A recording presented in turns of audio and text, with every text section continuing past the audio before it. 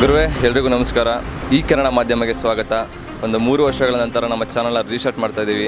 ನಿಮ್ಮ ಪ್ರೋತ್ಸಾಹ, ನಿಮ್ಮ ಸಹಕಾರ ನಮಗೆ ತುಂಬ ಮುಖ್ಯ. ಆ್ಯಂಡ್ ಇವತ್ತು ನಾವಿರೋದು ತುಮಕೂರಲ್ಲಿ.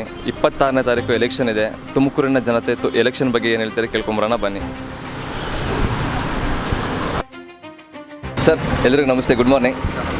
ಸರ್, ನಾವು ಈ ಕನ್ನಡ ಮಾಧ್ಯಮದಿಂದ ಬರ್ತಾ ಇದ್ದೀವಿ. 26ನೇ ತಾರೀಕು ರಾಜ್ಯಸಭೆ ಎಲೆಕ್ಷನ್ಸ್ ಇದೆ. ಎಲೆಕ್ಷನ್ಸ್ ಬಗ್ಗೆ ನೀವೇನು ಹೇಳಕ್ಕೆ ಇಷ್ಟಪಡ್ತೀರಾ ಸರ್? ಎಲೆಕ್ಷನ್ನು ಮುಕ್ತವಾಗಿ ಆಗಬೇಕು ಸರ್. ಸರ್, ನಮ್ಮ ಜನ 100% ವೋಟ್ ಮಾಡಬೇಕು. ಅವತ್ತು 100% ವೋಟ್ ಮಾಡಿದಾಗಲೇ ನಮ್ಮ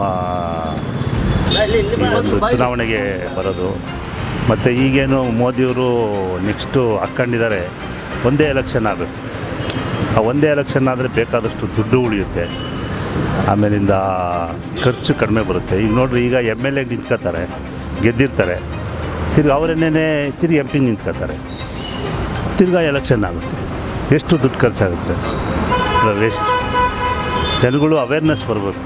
ಆಮೇಲೆ ಎಲ್ಲದಕ್ಕಿಂತ ಮುಖ್ಯವಾಗಿ ಈ MP ಅವರಲ್ಲ, MP ಅವರು ಕೆಲವರು ಅನ್ಎಜುಕೇಟೆಡ್ ಅವರೇ, ಓದಿರಲ್ಲ, ಬರೆದಿರಲ್ಲ, ಅವ್ರಿಗೆ ಸಂವಿಧಾನ ಏನೂ ಗೊತ್ತಿಲ್ಲ, ಸಂವಿಧಾನ ತಿಳ್ಕೊಂಡಿಲ್ಲ. ಪ್ರತಿಯೊಂದೂ ಇವೆಲ್ಲ ತಿಳ್ಕೋಬೇಕು. ಈಗೇನು 543 ಜನ MP ಅವ್ರಿಗೊಂದು ಟ್ರೈನಿಂಗ್ ಕೊಡಬೇಕು. ಇವ್ರು ಗೆದ್ದ ಮೇಲೆ ಅವ್ರು ಯಾವ ರೀತಿ ಅವ್ರ ಕ್ಷೇತ್ರನ ನೋಡ್ಕೋಬೇಕು, ಆ ಕ್ಷೇತ್ರದಲ್ಲಿ ಯಾವ ರೀತಿ ಅವ್ರು ಕೆಲಸ ಮಾಡಬೇಕು, ಇವ್ರು ಕಳಿಸಿರೋ ಫಂಡ್ನ ಯಾವ ರೀತಿ ಅವರು ಯುಟಿಲೈಸ್ ಮಾಡ್ಕೋಬೇಕು, ಇವನ್ನೆಲ್ಲ ಅವರು ಸರಿಯಾಗಿ ಟ್ರೈನಪ್ ಕೊಡಬೇಕು. ದೇಶ ಅಭಿವೃದ್ಧಿ ಮಾಡಬೇಕು ಅಂದರೆ ಫಸ್ಟ್ ಕರಪ್ಷನ್ ಹೋಗಬೇಕು. ಆ ಕರಪ್ಷನ್ನು ಯಾವಾಗ ಹೋಗುತ್ತೆ ಆವಾಗಲೇ ದೇಶ ಅಭಿವೃದ್ಧಿ ಆಗುತ್ತೆ. ಅರೆ ಇವರೆಲ್ಲ ದುಡ್ಡು ಗ್ಯಾರಂಟಿಗಳು ಇವೆಲ್ಲ ಕೊಟ್ಬಿಟ್ಟು ಜನಗಳನ್ನ ಹಾಳು ಮಾಡ್ತಾವ್ರೆ. ಇವೇನು ಪ್ರಯೋಜನ ಆಗೋದು. ಒಳ್ಳೊಳ್ಳೆ ಎಜುಕೇಟೆಡ್ ಜನ ಬರಬೇಕು, ಒಳ್ಳೊಳ್ಳೆ ಯೂತ್ಸ್ ಬರಬೇಕು, ಸರಿಯಾಗಿ ತಿಳ್ಕೋಬೇಕು. ಈಗ ಆಚೆ ಕಡೆ ಬೇರೆ ದೇಶಗಳಲ್ಲಿ ಏನು ನಡೀತಾ ಇದೆ, ಅವರೆಲ್ಲ ಯಾವ ರೀತಿ ಗೌರ್ಮೆಂಟ್ನ ಇದು ಮಾಡ್ತಿದ್ದಾರೆ, ದೇಶ ಹೆಂಗೆ ಅಭಿವೃದ್ಧಿ ಮಾಡ್ತಾಯಿದ್ದಾರೆ, ಅವನ್ನೆಲ್ಲ ಚೆನ್ನಾಗಿ ಫಾಲೋ ಮಾಡಿ. ಇವರೇನೋ ಹೋಗ್ತಾರೆ ಮೋಜು ಮಸ್ತಿ ಮಾಡ್ಕೊಂಬರ್ತಾರೆ ಹೊರ ದೇಶಗಳಲ್ಲಿ ಹೋಗಿ. ಅದು ಮಾಡಬಾರ್ದು. ಅಲ್ಲಿ ಹೋಗ್ಬಿಟ್ಟು ಇವು ತಿಳ್ಕೊಂಬರ್ಬೇಕು. ಇಲ್ಲಿ ಏನು ಮಾಡಬೇಕು, ಅಲ್ಲೇನು ಕೊರತೆ ಇದೆ, ಇಲ್ಲೇನು ಕೊರತೆ ಇದೆ, ಅಲ್ಲೇನು ನಡೆಸ್ತಾ ಇದ್ದಾರೆ ಅಂಥವನ್ನೆಲ್ಲ ನೋಡ್ಕೊಂಬಂದು ಮಾಡಬೇಕು. ಅಲ್ಲಿ ತನಕ ನಮ್ಮ ದೇಶ ಯಾವುದೇ ಪಾರ್ಟಿ ಬಂದ್ರೂ ಕಷ್ಟ. ಇದ್ದಿದ್ದಲ್ಲಿ ಮೋದಿಯವರು ಪರವಾಗಿಲ್ಲ, ಅವರ ಆಡಳಿತದಲ್ಲಿ ಸ್ವಲ್ಪ ದೇಶ ಒಂಚೂರು ಮುನ್ನಡೀತಾ ಇದೆ. ಆದಷ್ಟು MP ಅವನ್ನೆಲ್ಲರನ್ನೂ ಒಂದು ಟ್ರೈನಪ್ ಕೊಡೋ ಥರ ಮಾಡೋದು ಒಳ್ಳೆಯದು ಅಂತ ನನ್ನ ಅನಿಸಿಕೆ. ಸರ್, ಈಗ ಕರ್ನಾಟಕ ಸರ್ಕಾರದಲ್ಲಿ ಕಾಂಗ್ರೆಸ್ ಸರ್ಕಾರ ಆಡಳಿತದಲ್ಲಿದೆ. ಅವರು ಕೊಟ್ಟಿರೋ ಉಚಿತ ಗ್ಯಾರಂಟಿಗಳ ಬಗ್ಗೆ ನಿಮ್ಮ ಅಭಿಪ್ರಾಯ ಏನು ಸರ್? ಸರ್, ಉಚಿತ ಗ್ಯಾರಂಟಿಗಳು ತಗೊಂಡಿರೋರೇ ಒಪ್ತಾ ಇಲ್ಲ ಸರ್, ಬೇಕಾಗಿರಲಿಲ್ಲ.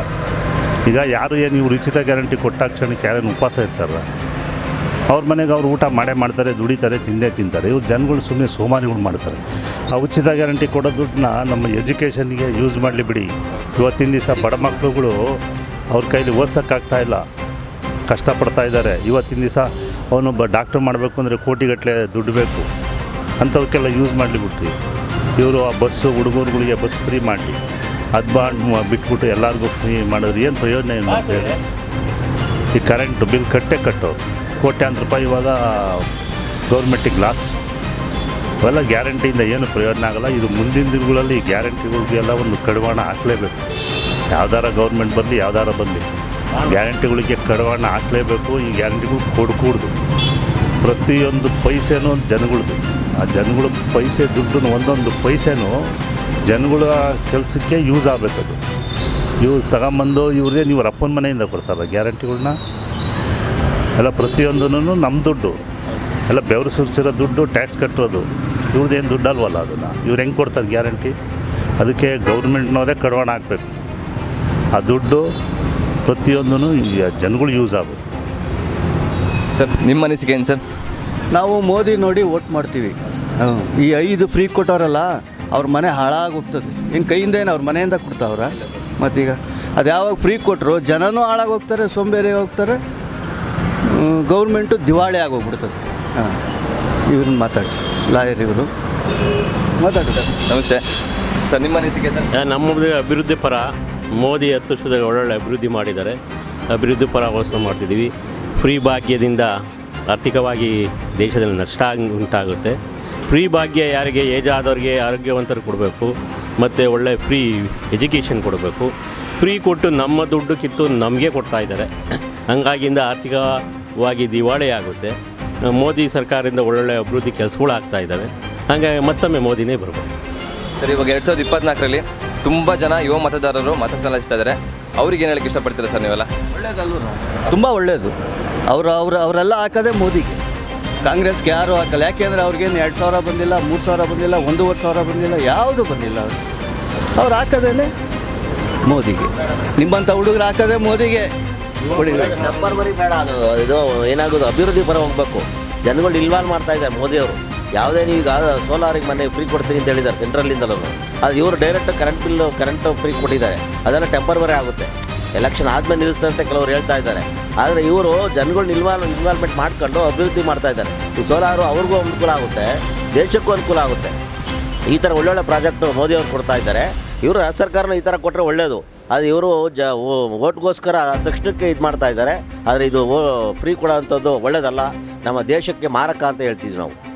ಅದರಿಂದ ದೇಶ ಪರ ಇರೋದು ಮೋದಿನ 10 ವರ್ಷದಿಂದ ಒಳ್ಳೊಳ್ಳೆ ಕಾರ್ಯಕ್ರಮಗಳು ಮಾಡ್ಕೊಂಬಂದಿದ್ದಾರೆ. ಜನಕ್ಕೆ ಬಡವರಿಂದ ಹಿಡಿದು ಎಲ್ಲ ವರ್ಗದ ಜನಕ್ಕೂ ಅನುಕೂಲ ಆಗ್ತಾ ಇದೆ. ಅದರಿಂದ ದೇಶದ ಮೋದಿನೇ ಬೇಕು ಅಂತ ನಾವು ಹೇಳ್ತಾ ಇದ್ದೀವಿ. ಯುವ ಮತದಾರರಿಗೆ ಒಂದು ಹೇಳೋಕ್ಕೆ ಇಷ್ಟಪಡ್ತೀವಿ ನಾವು. ಅವರೇ ಈಗ ನೆಕ್ಸ್ಟ್ ಮುಂದಿನ ಆಸ್ತಿ. ಅವರಿಗೆ ಒಂದು ನಮ್ಮ ಸಂವಿಧಾನ ಏನಿದೆ, ನಮ್ಮ ಇದು ದೇಶದ ಫ್ಯೂಚರ್ ಏನಿದೆ, ಅದನ್ನು ಅವ್ರಿಗೆ ಮನವರಿಕೆ ಆಗೋ ಥರ ಒಂದು ಸ್ಕೂಲಲ್ಲಿ ಅವ್ರಿಗೆ ಒಂದು ಇದನ್ನು ಅವೇರ್ನೆಸ್ ಕ್ರಿಯೇಟ್ ಮಾಡಬೇಕು.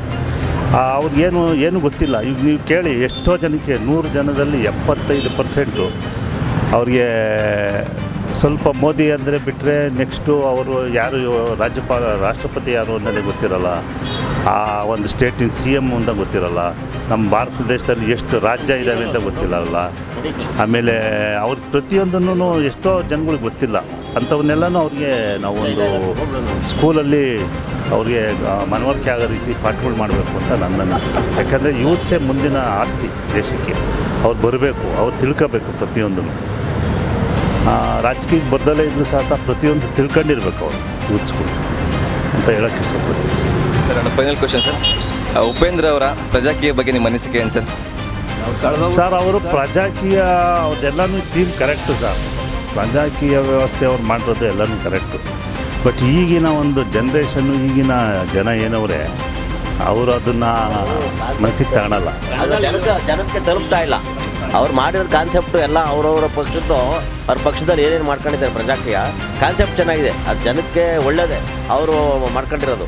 ಆದರೆ ಅದು ಜನಕ್ಕೆ ತಲುಪಬೇಕು ಅಂದರೆ ಎಲ್ಲ ಕಡೆ ಅದು ಪ್ರಚಾರ ಆಗಬೇಕು. ಅದು ಪ್ರಚಾರ ಆಗೇ ಇಲ್ಲ. ಅವ್ರು ಮಾಡಿರೋಂಥದ್ದು ಅವ್ರು ಒಂದಿನ ಸುದ್ದಿಗೋಷ್ಠಿ ಮಾಡಿರೋ ಹೇಳಿರಷ್ಟೇ. ಅದು ಭಾಳ ಎಲ್ಲ ಜನಗಳೂ ಒಗ್ಗೂಡಬೇಕು.